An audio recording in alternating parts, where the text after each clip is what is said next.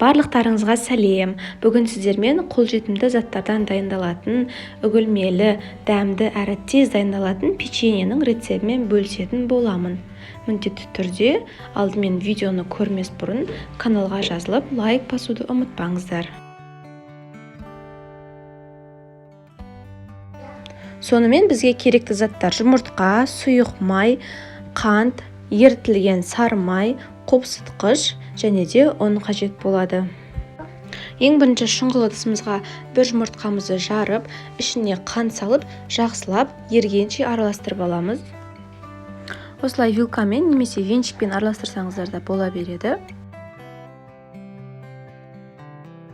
Одан кейін үстіне ерітілген сары май және де сұйық майымызды құйып, тағы да араластырып аламыз. Біздің сары майымыз ерігеннен кейін оны міндетті түрде суытуымыз керек аздап, әйтпесе біздің жұмыртқамыз пісіп қалуы мүмкін. Енді осының үстіне ұнымызды екі бөліп саламыз.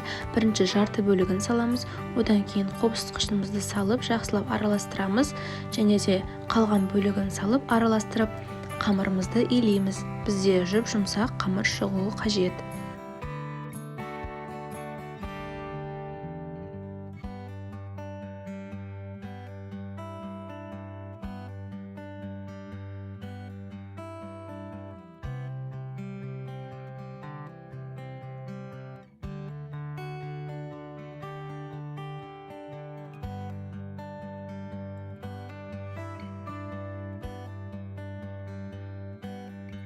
Бізде осындай қолға жабыспайтын жұмсақ қамыр шығуы керек.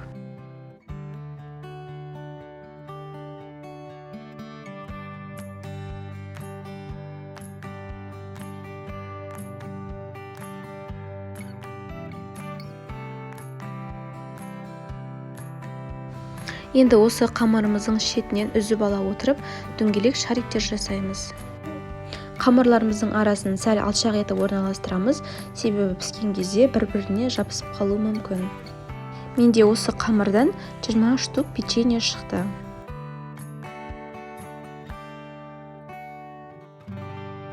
Енді осы дөңгелек қамырларымыздың үстінен вилкамен басып шығамыз. Осы уақытта біздің духовкамыз қызып тұруы қажет. 180 градуста шамамен 15 минут пісіреміз.